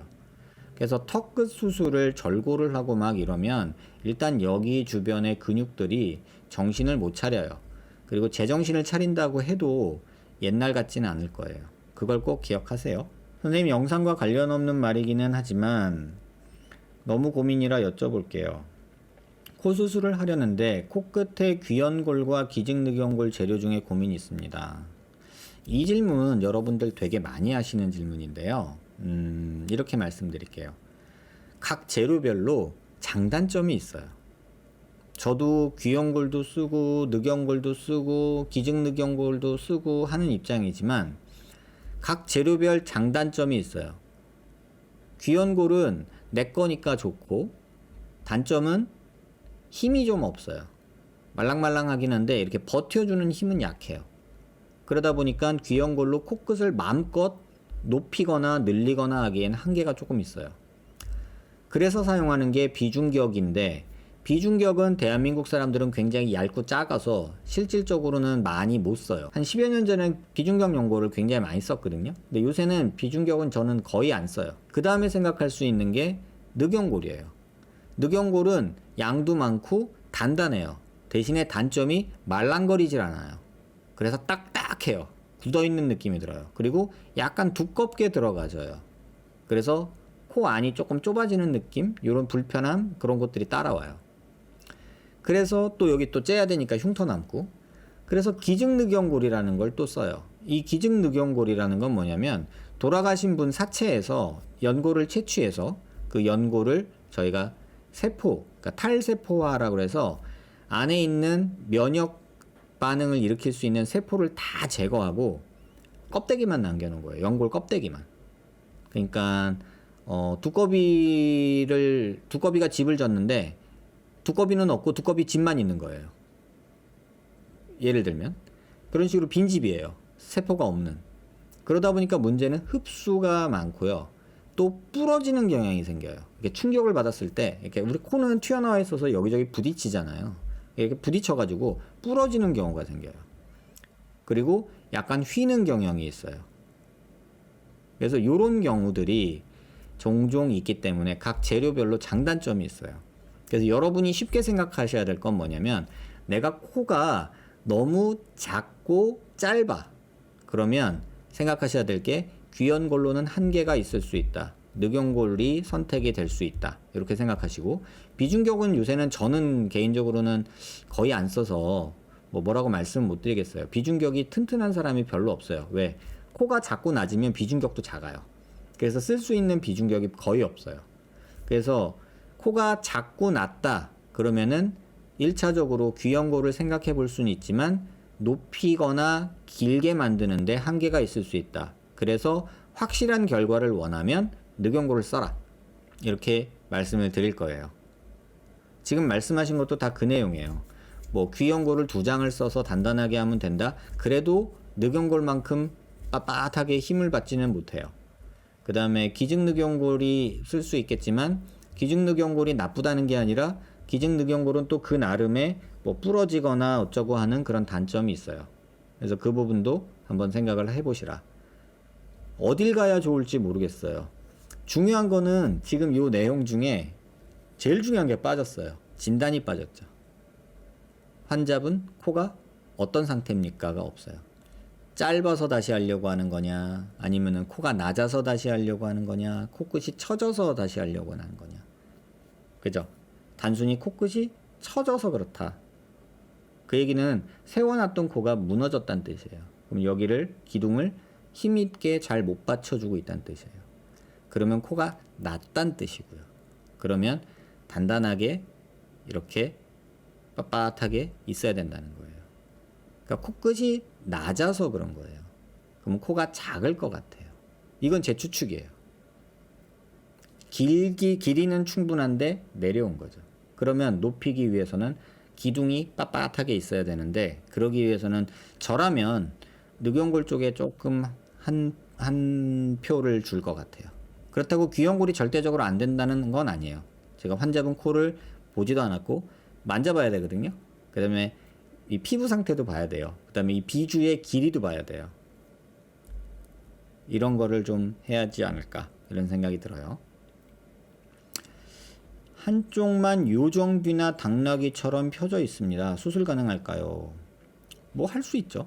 근데 여러분들이 이걸 헷갈리는 것 같아요. 요정귀니라고 하는 거는요. 저희 이제 의학 용어로 스탈스 이어라고 해요. 스탈스 이어. 그래서 이런 식으로 이렇게 꼬집어진 것 같은. 이런 거 그 외계인 나오는 영화에 많이 나오죠. 아바타에도 요거 나올 거라 아마? 한번 찾아볼까요? 아바타 영화에도 그 나오는 친구들이 귀가 이렇게 생겼죠. 예, 요거 볼까요? 이 아바타에 나오는 귀 이 모양은 요거는 요 그루브라고 해서 요게 없죠. 헬릭스가. 요거 한번 보여드릴게요. 제 귀에 보면은 요걸 헬릭스라고 그러고요. 요걸 안티 헬릭스라고 그러거든요. 용어가. 근데 요게 없죠, 요게. 그러니까 요렇게 돼 있죠. 햄스터 귀 마냥. 요렇게. 아바타 애들이 요렇게 돼 있죠. 요거는 저희가 의학 용어로는 프로미넌트 이어라고 보통 표현을 해요. 돌출귀라고 표현을 하죠. 한국말로는. 근데 요거는 요정귀라고 표현을 해요. 스탈스 이어라고 해요. 그래서 요건 어렸을 때 이렇게 접힌 귀라고 보통 한국말로는 번역이 되는데 이렇게 접혀 있을 때는 단순히 기구 같은 걸로 해서 이렇게 필 수가 있어요. 꼭 수술을 안 하더라도 아기 때는. 근데 성인이 돼서까지 이렇게 돼버리면은 이런 식으로 수술을 해서 만들어줘야 돼요. 그래서 이런 수술도 가능해요. 그 다음에 말씀하신 이 당나귀귀처럼 이렇게 이게 없는 거는 이거 접어서 만들어주면 돼요. 그러니까 안 되는 건 아니에요. 아니다. 다만 요런 요정귀랑 그 돌출귀는 아예 모양이 다르다. 그것만 참고하시면 될 것 같아요. 저는 첫 번째 사진이 수술 7일차가 제일 자연스러워 보여요. 이게 자연스러워 보여요. 저도 그래요. 근데 시간이 지나면서 여기 붓기가 빠지면서 이렇게 조금 들어가죠. 살이 없어지는 게 아니라 워낙에 없었어요. 워낙에 없던 상태에서 여기만 이렇게 나오게 된 거예요. 여기만. 근데 여기는 왜 그러면 안 넣냐? 치아 뿌리가 있어서. 치아 뿌리 위에다가 보형물을 넣진 않아요. 그래서 요런 게 싫은 분들을 위해서 요새는 여기다가 진피를 한 4, 5mm 두께짜리를 진피를 깔아서 넣어요. 그러면 이게 훨씬 완화가 돼요. 그래서 요새는 그렇게 해요. 여기는 치아 뿌리 있는 부분이어서 보형물이 못 들어가요. 지금 요 부위는. 그래서 그 부분 때문에 요 전진이 한 8mm, 9mm, 그러니까 6mm 이상 되는 전진을 하는 분들한테는 요새는 거의 여기다가 진피를 깔아 넣어주고 있어요. 결과는 되게 괜찮아요. 조만간에 그 오래되신 분 있으면은 보여드릴게요. 저는 보통 환자분들 수술 결과 보여드릴 때 6개월 정도는 돼야 여러분들한테 보여드릴 수가 있거든요. 제 기준에. 그래서 그렇게 하신 분들 6개월째 오시는 분이 있으면 모아서 조금 보여드릴게요. 혹시 와이어 고정에 단점이 있나요? 그리고 와이어로 고정하면 MRI 찍을 때 문제 없는지도 궁금합니다. 의료용 와이어는 그 자성이 없어요. MRI 찍을 때 전혀 문제가 없어요. MRI는 자성이 있는 쇠 붙이 이런 게 문제가 있는 거고요. 단점 있죠? 끊어질 수 있다. 그 다음에 수술할 때 의사가 좀 힘들다. 그 다음에 단단하게 고정이 안 되고 찌그덕찌그덕 조금 움직인다. 이런 단점은 있어요. 이런 게 왜 궁금하실까요? MRI는 상관없습니다. 주걱턱으로 수술을 했는데 왼쪽 아래턱만 뒤쪽 중간이 패인 건 양악 수술하는 사람들이 감안해야 되는 걸까요? 지금 요거 말씀하시는 것 같아요. 양악을 아마도 왼쪽 아래턱만이라고 하셨죠? 그러면은 옛날에는 턱이 왼쪽으로 돌아가 계셨을 거예요. 이렇게 돼 있는 턱을 이쪽으로 돌린 거잖아요. 그러면 여기는 이렇게 벌어지면서 얇아져요. 이 환자분의 요 경우거든요. 그러면 여기는 뼈 흡수가 조금 일어나면서 이렇게 패이게 돼요. 이거는 어쩔 수 없는 결과예요. 이거는 그래서 양악 수술이 무조건 끝이 아니에요. 축을 바꾸는 수술이 양악 수술이고요. 볼륨은 또 다른 얘기예요. 그래서 아마도 지금 이 글 써주신 분이 보고 계실지 모르겠는데 왼쪽 아래가 없다는 거는 턱이 이렇게 돼 있었을 거예요. 이거를 이쪽으로 돌린 거예요. 그럼 여기는 넓어져야겠죠. 그럼 이렇게 있던 뼈가 이렇게 되겠죠. 그러면 이렇게 얇아지면서 여기서 흡수가 일어나요. 그러면서 여기처럼 이렇게 패이는 모양이 만들어지게 돼요. 요거는 절반 이상은 무조건 거의 생긴다고 보시면 돼요. 그래서 요런 제가 시뮬레이션 수술을 한 거 보여드린 적이 있는데 요거 한번 천천히 보시죠. 그러니까 이런 턱을 가지고 있는 분을 위로 올려서 이렇게 시뮬레이션을 하는 거거든요. 한다고 가정을 하면 정면에서 봤을 때 이걸 한번 천천히 보시죠. 길이는 별로 변화가 없는 모습을 볼 수 있습니다. 약간 지금 상방으로 올리면서 전진을 했기 때문에 이렇게 약간의 차이가 나지만 그 변화폭은 그렇게 크지 않은 모습을 볼 수 있습니다.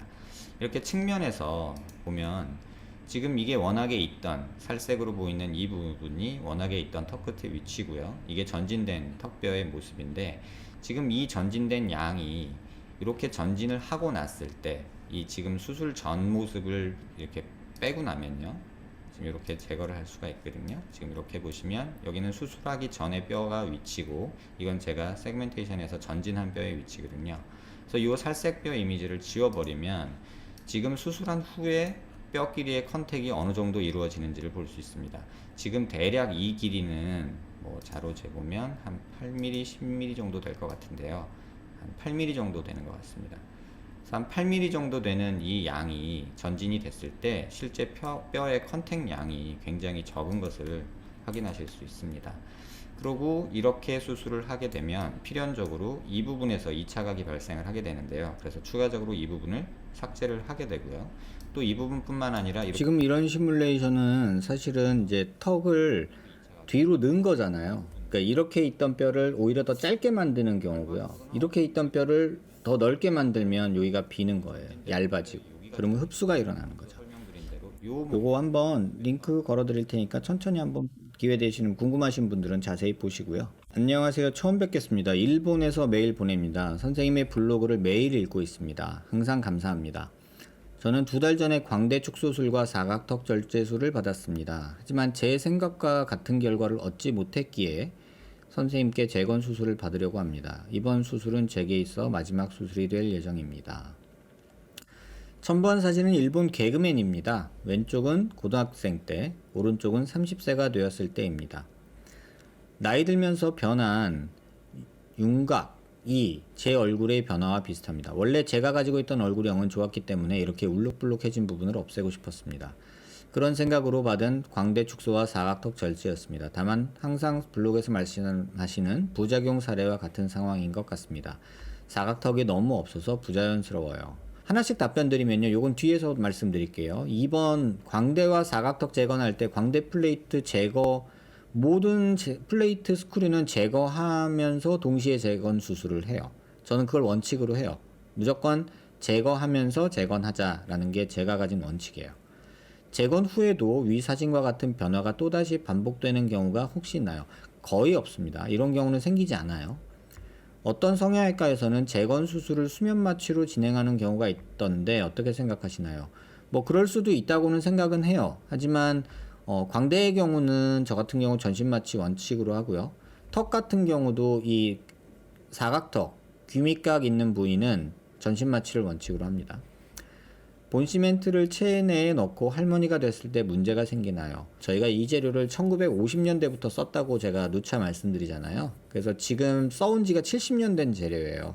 역사가 있죠. 1950년 전 2차 세계대전 이후에 개발이 돼서 널리 쓰여진 재료고, 지금 정형외과에서도 뭐 뼈 고정 수술할 때 거의 매번 쓰는 걸로 알고 있어요. 정형외과에서 관절 치환술할 때 이럴 때 거의 본시멘트를 거의 항상 써요.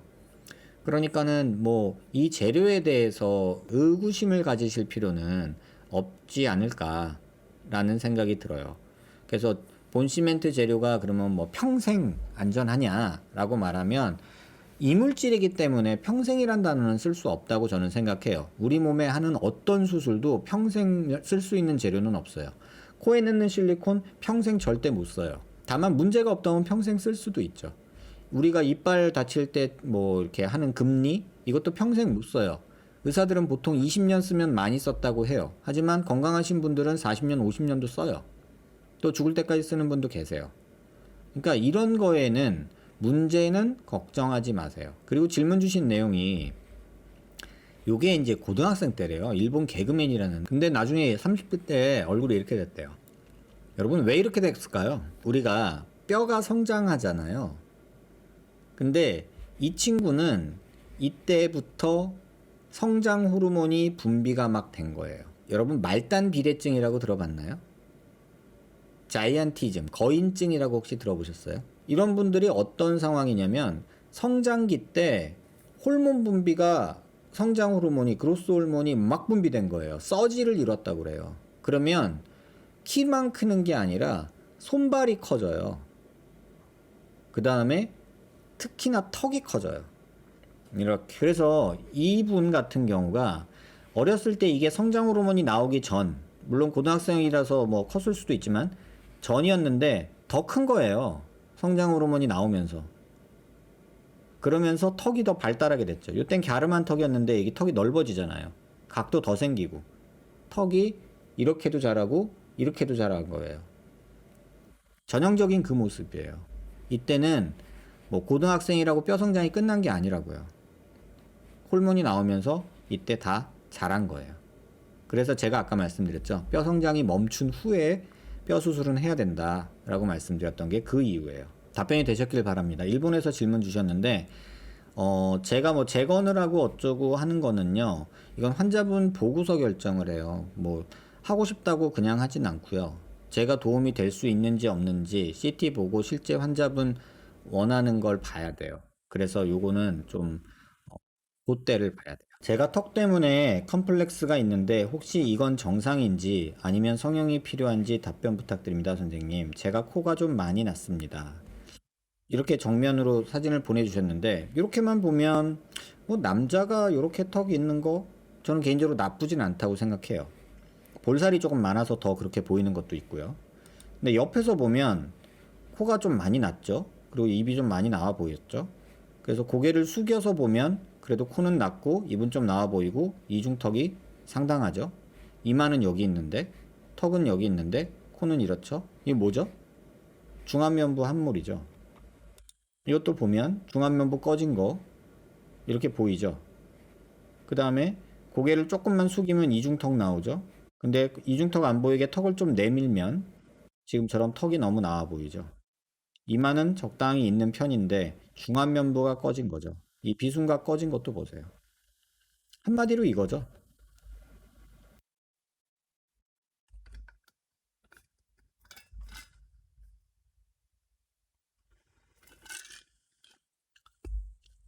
턱을 하기보다는 저는 코를 왕창 올려주고요. 그 다음에 욕심나면은 여기랑 앞광대 쪽에 볼륨을 줘서 조금 더 중안면부를 돌출시키면 지금보다 훨씬 나아질 것 같아요.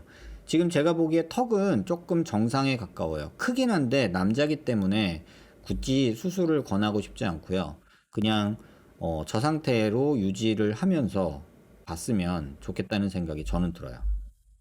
답변 되셨길 바랍니다.